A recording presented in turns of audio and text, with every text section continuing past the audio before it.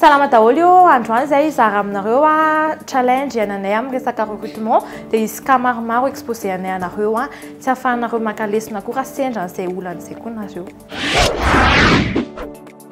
Ka anankiray voalohany misy fotoana izay tena efa mahita hoe CV tena efa mety dia proposenay amin'ny client ilay izy dia m'intéresser les clients ihany koa dia hoe procéder amin'izay amin'ny entretien sy ny test de personnalité zany.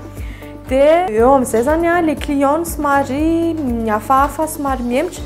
dia manome tips kely anareo izay androany hoe ohatrany ahoana ny ahafantarana rehefa tsy mazoto intsony le candidat anankiray.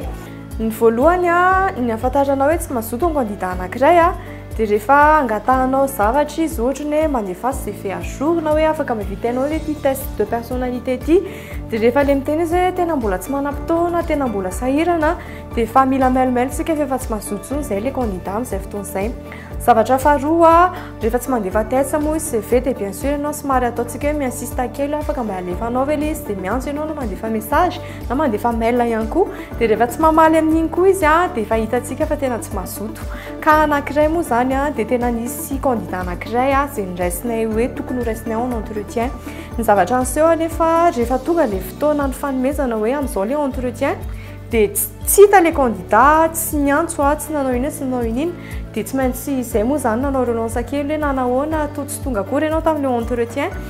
dia niteny izy hoe tena mbola tsy ahirana be fa aloha hembotritsika amin'izao dia tonga le fotoana nahembotra iny dia mbola tsy tonga le candidat natsona tsy namaly nandefasana mail tsy mamaly nandefasana message tsy mamaly dia izay zao ka anankiray afaka illustrenay hoe manahirana indraindray le anatin'le domaine le recrutement par rapport an'le candidat. Hitanay tena challenge anatin'le recrutement misy paramètres tsy maîtrisenay mihitsy. Certes zay raha mahita candidat tsara mety ny profil mana compétence izy manana expérience nécessaire amin'ny poste fa indraindray mihitsy ny candidat efa manana priori amina entreprise anankiray dia manisy blocage hoe za tsy mazoto hiditra amin'ny entreprise io. Dia eo indrindra tsika entreprise mila se positionner mila manamboatra tsara ny brand sy ny marque employeur mba ho attrayant le izy ho an'ny candidat mety manome ny entreprise karaha mambony be fa ny ambiance de travail ohatra ny tsy ao dia tsy mampazoto misy motiver ny mpiasa dia iny mila jerentsika. Dia ny point anankiray farany angambany hoe tena anisany manahirana anay ihany koa dia ny fitadiavana candidat anankiray surtout rehefa le client miimposé hoe mila mahafeno teny anglais ny candidat anankiray. Be dia be mihitsy ny CV mandalo eo ambaninay be dia be ihany koa ny hitanay fa manana compétence tsy mandroso mihitsy le recrutement satria na eo ary fahaizan'le candidat hoe compétence technique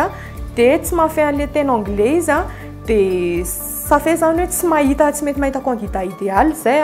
dia mihemotra foana le recrutement satria tsy mahita izay hoe aiza ary zany ahitana candidat anankiray sady mahafehy compétence technique izy mahafehy ihany koa ny teny anglais.